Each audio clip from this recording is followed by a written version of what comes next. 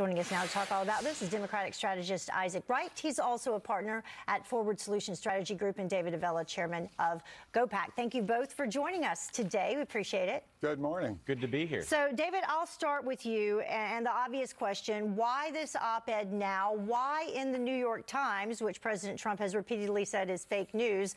Why is he doing this, Rex Tillerson? It's a smart move, Heather. There have been any number of stories this year from the New York Times that used anonymous sources to shoot arrows at Secretary Tillerson. He's being on the offense and going to the New York Times readership to actually talk about the accomplishments and success, his policy, his management of the State Department, and the policies the president wants the world to know are America's first priorities. And Isaac, what do you think about that? Is this an indication that possibly he is on his way out, so he has to put out there everything that he believes he's done? The man called his boss a moron back this summer in a meeting at the Pentagon. Although the State Department says he did not. Tillerson refused to deny it when he was pressed on the news about it several times. He's refused to deny it.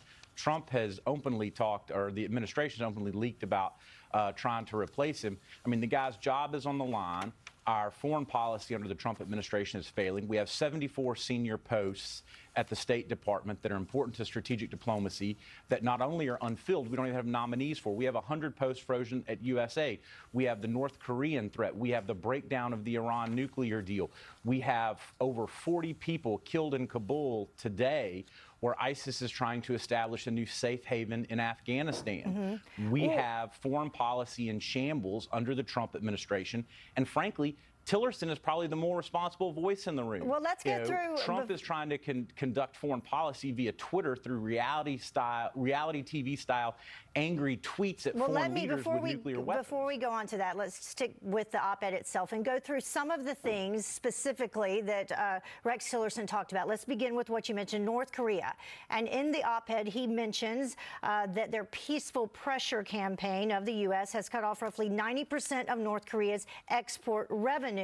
And then moving forward, the importance of dealing with China when it not only comes to North Korea, but also other American interests. We can bring that up because it kind of relates, including the trade imbalances with China, intellectual property theft, and then troubling military activities in the South China Sea and elsewhere. So, David, when you look at what Rex Tillerson has to say, he says, you know, positive things have happened and he has a plan moving forward.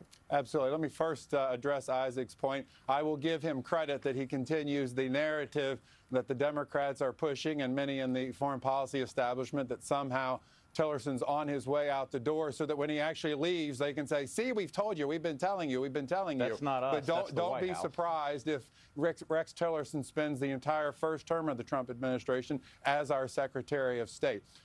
So to North Korea and China. To North Korea and China, it is in briefing after briefing that I've been at the White House, there's a common theme, and that is we are going to deal with the world as it is, not as we may hope it to be. And whether that's with North Korea, whether that's getting China on board to do very tough sanctions against the North Koreans, which quite frankly, the administration is not getting enough credit for, getting China to move. We're even, believe it or not, doing some work with Russia, in spite of the fact that you saw today's story in the Wall Street Journal about how Tillerson and his Russian counterpart met and had a very frank disagreement about both the gripes they have with one another and disagreements about how their country's foreign policies are being led. Look, here, this one additional point that needs to be made. Tillerson is doing as much as any cabinet secretary to modernize his department. And let me give you an example. The State Department runs on a computing system that is from 2000.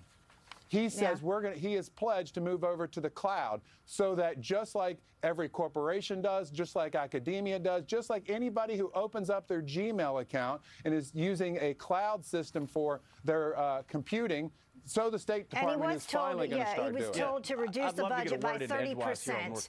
We have to wrap it up, though, but I do want to address what you did say, Isaac, about ISIS. And you can't deny that their territory itself has been lessened under President Trump. You can't deny that, even though we did have the report that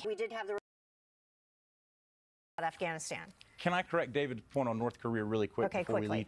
The same strategy that David is praising is the strategy that Donald Trump rebuked Tillerson for on Twitter and told him to cut it out publicly.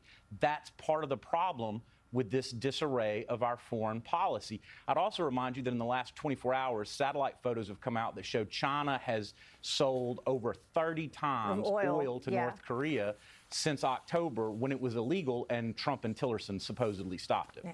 All right. Well, we can't get back to ISIS, but of course that was in the news today, and we'll follow up on that. Isaac and David, thank you both for joining us today. We appreciate it. Thank you. The debate continues. Thanks.